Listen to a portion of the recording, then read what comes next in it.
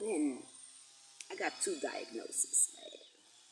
Nothing crazy, but it's real crazy though. And I dedicated my life um, to helping those who help me. Like, I'm not gonna say right now who it is, but somebody sent me a dog, from here when I was a little girl to the Bronx. And that dog survived my mama. And that dog showed me that not everybody rapes. And receiving that dog changed my life. I'm a good person today because of that person who gave that little puppy a kiss and sent them on a plane to my house. And I'll be forever grateful, and granted grace.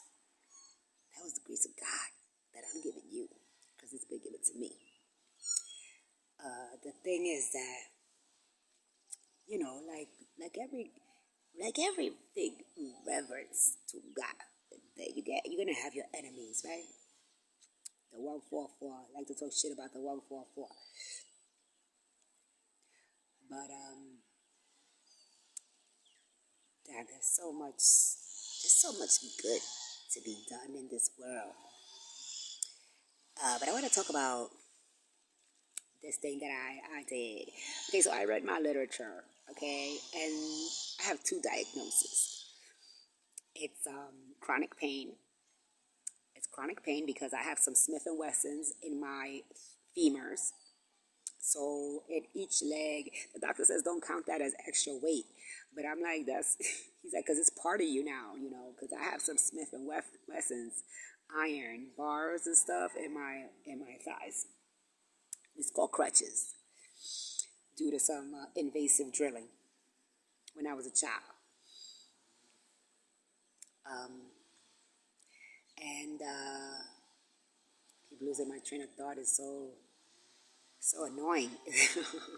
I'm like, I'm completely, I'm so impressed. I am so impressed with the Orthodox Roman Catholic Church. My God.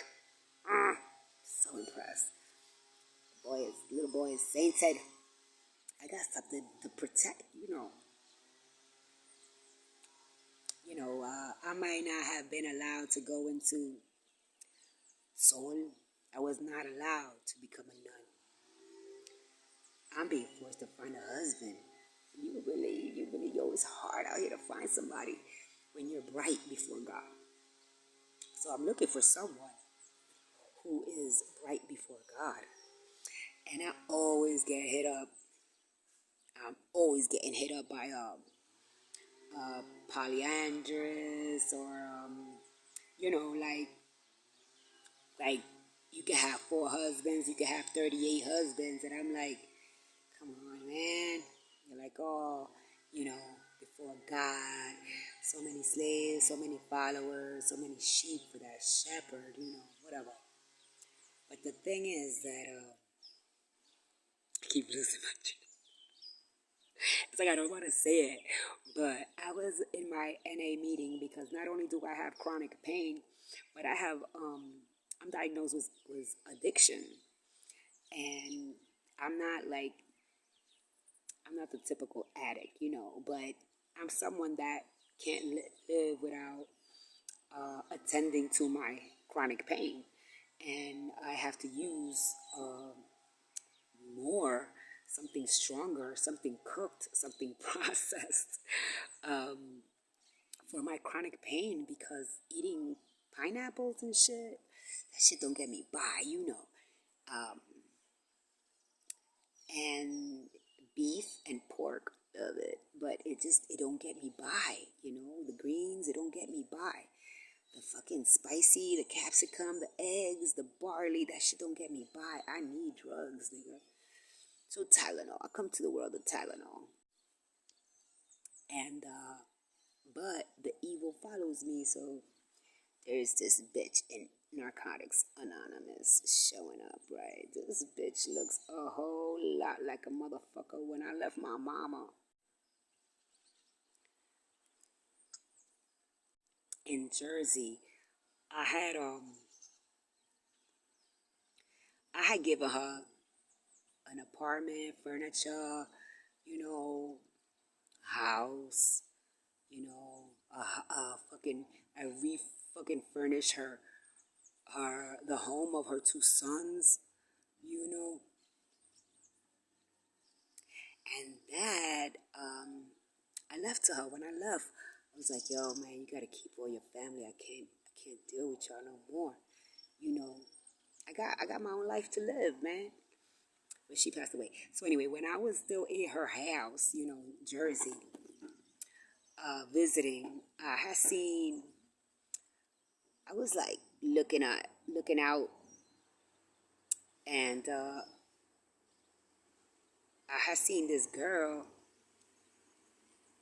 sneaking up with like weird, when girls they do that whole fucking thing here. You could tell a narcissist by her eyebrows. This bitch has seemingly like shaved her eyebrows and just like penciled them in or something. I don't know what the fuck she did, but I remember she had these weird narcissist eyebrows. And I'm looking at her, and she's like squatting at a car in front of my house. And I say it's my house, not just because it was my mama that put it there, but because I fucking picked it out. You know? I paid for the fucking car that got my sister there. Anyway, I fucking got my sister the job that paid for that fucking mortgage. I paid mortgage on that house, you know, to honor I have no regrets. I didn't even cry when my mama died because I have no regrets. Treated her good. I gave her everything I had. And so I'm looking out and I'm like, damn, man, I'm in the house of cats. Like, it's actually called Garfield. So I'm in Garfield, New Jersey, where I had put my mama. And this place is just a world of cats and cops. Cats and cops. That's who lives there. And this little like Filipino lady has sold it to us. Like my chemistry teacher from junior high. And there was a cop, like a soldier or something that was next door. And my sister had like her kids were fucking and shit. She grew up in instant. She grew up like dominated, but whatever. It's not my fucking problem. It's not my fucking problem. I got my own fucking problems. Anyway, I did what I could. I raised her fucking kids. And they didn't turn out that great because being that they would be with her most of the time. When I left, they would be with her. So, damn, it's so sad to. I remember when they would be like this, just get over there, just starving, yo. You know. Anyway, so I'm dealing with my sister's alcoholism, her husband's alcoholism, and these fucking kids that are now incestuous and starving. And I don't have no weed to smoke. And I'm getting sent all these messages from Palo, like kids that sell their souls to the devil because their parents are so bad that they're just like fuck this, and they pray to the devil to escape. They never really quite escape. They just get away from that main one just to get into the hands of somebody else. So this bitch then with the narcissistic eyebrows, she squats. It's nighttime, and I'm looking at her, and I see she don't turn the corner. I see she don't cross the street. I see she don't make a U-turn. She's squatting in front of a car adjacent to my house. This bitch gets up, walks away, comes back. This bitch didn't have the strength, and comes back with a different knife to puncture the wheels of a parked car in front of me. And I'm looking at her like, this bitch is nuts. Next day, somebody comes and say, yo, did you see something? Like, yes, I saw a fucking crazy bitch slash some tires. That bitch looks exactly like the bitch coming to NA now, here. And, this bitch was popping off. I threw my arm right out this video. You know, if you read your books, you're a woman. Like I got to NA sober. You know, I go there because I live in a tourist environment that is racist and a plenitude of voodoo, and that's not what I'm about. Like I be having to check in on God, and I got my first last Eucharist at Ponce, Guatemala Roman Catholic. I mean, that is the most beautiful church. That's the most beautiful shrine to God I've ever seen. And that was the last time they gave me a piece of bread. I slid in there like, I was on my way to NA, to Glenview. And I saw that he was, and I got on the back of the line, I slid in there, and this big, giant, violet black man with glasses, he looked at the guy next to him, and he gave me that Eucharist. That was the last piece of bread I ever had. You know, they started calling me a warrior, this and that, whatever. But the thing is that, so my home group NA is where I be at, right by Willa's house, right? So I go there, the same type of bitch shows up, and she's real disrespectful, man. This bitch, she got hips like she been taking it in the ass for a minute, you know? She got all that ass play. And this is not about, hey, soap for your face and soap for your skin on the body is different, and soap for your pussy is different, right? And they cost different amounts of money. And let me tell you something, if you're having anal sex with a man, you're having sex with a homosexual. Don't get it twisted. That's just a little bit more expensive because the soap is more expensive. You know what I'm saying? Anybody knows that. Even a retard girl told me that. You know, I mean, God bless you, Jimenez. But that shit's just keeping it real, nigga. Can't have, like, you gotta pay. Okay, and so, anyway, the point is, this bitch is, she's not shutting the fuck up. Like, you show up to NA, you need to shut the fuck up. You don't go over there talking. You don't go over there fucking to fuck in the toilet. That's why they shut down the NA group in Unity Ponce. Because you can't be fucking in NA, bitch, in a church. You don't go to the church bathroom to fornicate. That's why they shut it down. That's why they don't want them in the Baptist church over there in Ponce. Because these niggas be trying to fucking say that everything is all good, and it's not all good. It's not fucking all good. You can't go to a temple and talk shit with your dick, you know? Niggas got shot. There's somebody in prison behind shooting somebody there. Pero le da mucha leña. Now I got this fucking bitch over here popping off, showing up late. Last week I told her, bitch, this is not the fucking place to show up late and talk shit. This is the place we come to read literature, bitch. To discuss literature. Not to fucking talk about your bullshit. We don't give a fuck about you. How many times we gonna say if you was to show up respectfully, you know, but some people are mandated, nigga. Some people are mandated to NA, and that's not our fucking responsibility. The insane are not our fucking responsibility, nigga. We don't owe you shit. We don't fucking owe you shit. We don't have to fucking let you in here. We don't have to give you a fucking a cup of caffeine so you can start wilding out. The fuck is wrong with you? We don't owe you shit. Okay? You coming in our world. So this bitch comes in here, and I told her last week, I said, you know, the difference is that a fucking active addict, he fucking talks when he speaks.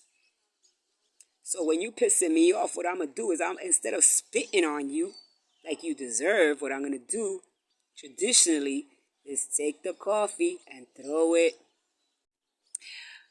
um, in the middle of of where the God conscious is, in the middle of all the chairs, because we sit in a circle, not in a classroom form.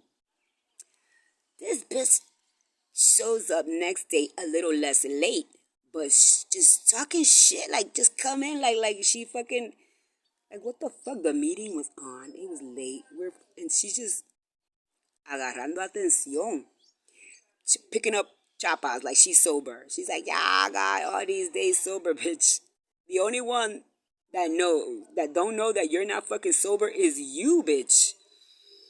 So, and she's like, if you want something, come on. I was like, and they were like, yo, Sue, what's up? You throwing away the fucking coffee, man. We paid for that. And I'm like, yo, man. See this? So I throw my cup away onto the God floor. Drop the cup. And I'm hurt, nigga. You know what I mean? Like, I got fucking paperwork, nigga. I got fucking... Take it easy for a week and a month, nigga. Otherwise, you might break this shit off, man.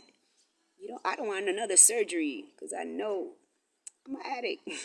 I have chronic pain. I gotta take medication. I be rolling on that CBD like crazy, man.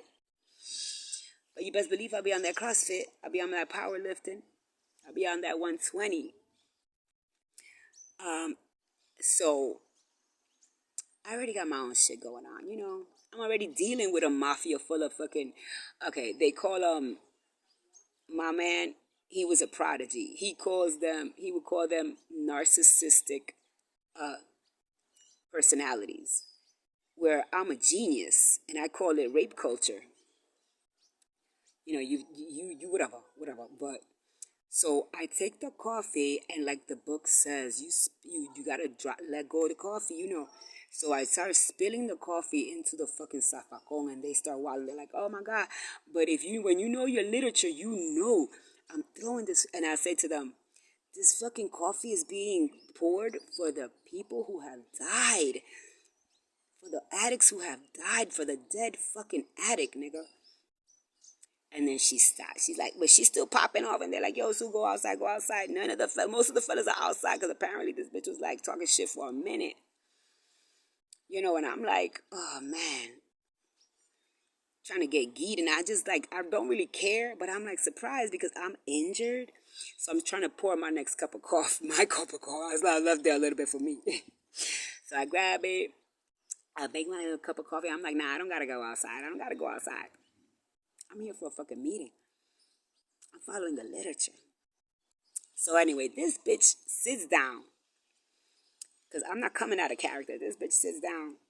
And eventually they start talking about it. And she has to get up and run away. And then she comes back.